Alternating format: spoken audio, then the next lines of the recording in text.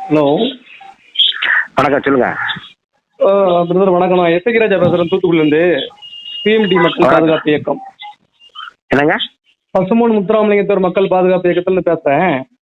வணக்கம், சொல்லுங்க. வணக்கம். வேற ஒண்ணும் இல்ல, உங்களுடைய ட்விட்டர் பார்த்தேன்.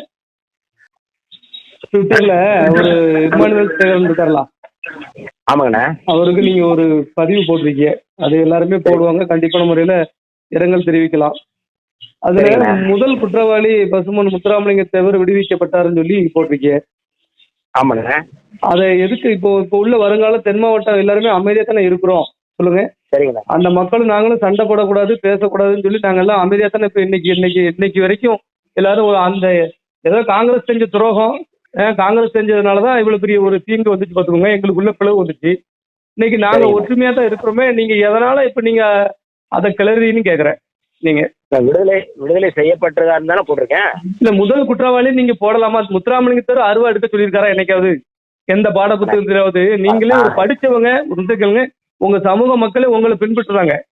உங்க சமூக மக்களுக்கு நீங்க எவ்வளவு நல்லது செய்தியே, நீங்க ஏன் பிற சமூக மக்களை ஏன் நீங்க தூண்டி விட்டு வேடிக்கை பார்க்க? சொல்லுங்க. கேளுங்க. அதாவது நான் போட்ட பதிவுல முதல் குற்றவாளியா இருந்த முத்துராமலிங்கத்தேவர் விடுதலை செய்யப்பட்டாரு நான் போட்டிருக்கேன். இல்ல, நான் என்ன கேக்குறேன்னா, உங்களுக்கு நீங்க முத்துராமலிங்கத்தேவரை இன்னமும் அப்ப இந்த மக்கள் சண்டை போடணும், அதை மறக்க கூடாது அப்படின்னு தான் நீங்க நினைக்க? சொல்லுங்க. அதாவது குற்றவாளி இல்லைன்னு விடுதலை பண்ணிருக்காங்க, குற்றவாளி இல்லைன்னு விடுதலை பண்ணிருக்காங்க. அதைத்தான் நானும் சொல்லியிருக்கேன். இல்ல, தப்பா சொல்லலைங்க. நீங்க வன்மமா, அதாவது நான் என்ன கேட்கணும்னா, அதை தமிழ்நாட்டு உள்ள ஒட்டுமொத்த ட்விட்டர் அக்கௌண்ட் பார்த்தாச்சு பாத்துக்கோங்க. எல்லாருமே இமானுவேல் சேகரன் அவருடைய நினைவு அஞ்சலி செலுத்துறோம் சொல்லி போட்டிருக்காங்க. உங்களுடைய பதிவு, உங்களுடைய நோக்கம் தான் என்னன்னு நான் கேட்கறேன், வேற எதுவுமே இல்ல. உங்களுடைய நோக்கம் என்ன? அப்ப நாங்க சண்டை போட்டு கிடக்குன்னு நினைக்கலோ? ஏற்கனவே கிட்டத்தட்ட 1000 கொலைகள் மேல விழுந்துட்டு இந்த ரெண்டு சமூகத்துக்குள்ளேயும். அப்ப மறுபடியும் இந்த 2022 கால தாண்டியும் நாங்க சண்டை போடணும் நீங்க நினைக்கலாம்? சொல்லுங்களேன். உங்க உணர்வு எனக்கு அதே உணர்வு தான் என்னுடைய உணர்வு. அதாவது ரெண்டு சமூகமும் இணக்கமா இருக்கணும் அப்படிங்கிறதுல எந்த மாற்று கருத்தும் இல்ல. ஆமா. ஆனா வரலாறுன்னு ஒண்ணு இருக்குல்ல, அது உண்மையை நம்ம வரலாறு, அதாவது வரலாறு. அவங்க இமானுவேல் அவருடைய சகோதரனே முத்துராமலிங்கத்தேவர் கொலை, முத்துராமலிங்கத்தேவருக்கு என்னுடைய தம்பி கொலைக்கு சம்பந்தம் இல்லைன்னு தெருவா போய் அவரே சொல்லியிருக்காருங்க. அந்த வரலாறு நீங்க போடணும்ல? அப்போ அதையும் சொல்லுங்க, அதையும் சொல்லுங்க. நீங்க சொல்லுங்க. அவரே சொல்லியிருக்கிறாரு, அவர் தான் ஓட்டு கேட்டிருக்கிறாரு. இமானுவேலுக்கு அவருடைய கொலை நடந்ததுக்கு அப்புறம் சிறையை விட்டு வெளியிருந்ததுக்கு அப்புறம் 3 தொகுதியில அந்த மக்கள் பெருவாரியான வாக்கு அளிச்சிருக்காங்க முத்துராமலிங்கத்தேவர் நிப்பாட்டின வேட்பாளர்கள். அதையும் போடுங்க. அப்போ நீதிமன்றம் சொன்னதை மட்டும்தான் நான் சொல்லியிருக்கேன். அதாவது நான் என்ன கேட்கறேன்னா, ஒரே நிமிஷம், நீங்க அதாவது உங்க மக்களுக்கு நீங்க நல்லது செஞ்சுட்டு இருக்கீங்க. நாங்க ஏதாவது இடையூறு பண்ணலாமா? சொல்லுங்க. உங்களை ஏதாவது நாங்க குற்றம் சாட்டுறோமா?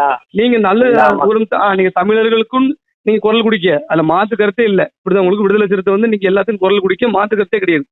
நீங்க ஒரு இவ்வளவு பெரிய நீங்க அடுத்த கட்டத்துக்கு இப்ப விடுதலை சிறுத்தையில திருமாவளவன் அதுக்கு அப்புறம் இப்போ உங்களை மென்ஷன் பண்ணுவாங்க எல்லாரும்.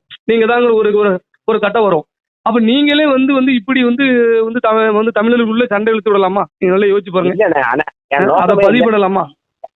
ஏன் நீங்க அப்படி நினைக்கிறீங்க? இல்ல, அது இப்போ நான் எவ்வளவு மனசு கஷ்டமா இருக்கு பாருங்க. அதனாலதான் உங்களுக்கு சொல்றேன். அது எவ்வளவு அந்த இளைஞர்கள் என்ன நினைப்பாங்க? இப்ப வர்ற இளைஞர்கள் உங்களுக்கே தெரியும், கஞ்சா தண்ணி போது நிறைய பேர் சீரழிதாங்க.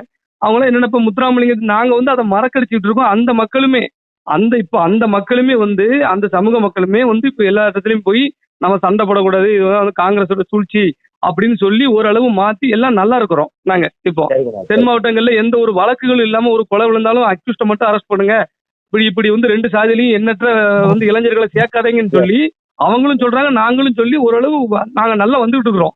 இந்த நேரம் நீங்க முத்துராமலிங்கத்தேவரை நீங்க ஞாபகப்படுத்துறது, வச்சுறது, நீங்க பதிவு பண்றது மனசுக்கு ரொம்ப வேதனையா இருக்கு பாத்துக்கோங்க. அதான் நான் உங்ககிட்ட, நீங்க ஒரு ஆளுமையான ஒரு ஆளு, நல்ல நீங்க உங்களுடைய பேச்செல்லாம் நாங்க பாத்துக்கிட்டு இருக்கிறது உங்களுக்கு அடிக்க யூடியூப்லயும் வலைதளங்கள்லயும் நீங்க பதிவு விடுறது, பேசுறது நாங்களாம் வாட்ச் பண்றோம், நாங்களாம் பாக்குறோம். அதுல உங்கள உள்ள நல்ல கருத்துக்களையும் நாங்க எடுத்துக்கிட்டோம். நாங்க அரசியல் பண்ணும் போது கூட, நாங்க ஒரு இடத்துல பேசும்போது கூட உங்களுடைய கருத்துக்களையும் நாங்க எடுத்துக்கிட்டோம் நாங்க. அப்பேற்பட்ட நீங்க அப்படி பண்ணக்கூடாதுல? நீங்க நல்லா யோசிச்சு பாருங்க.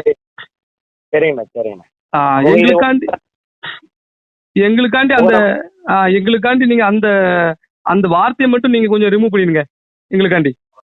இந்த 2 மக்களுடைய ஞாபகப்படுத்தாதீங்க.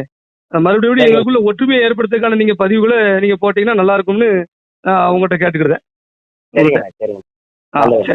சரி. Okay okay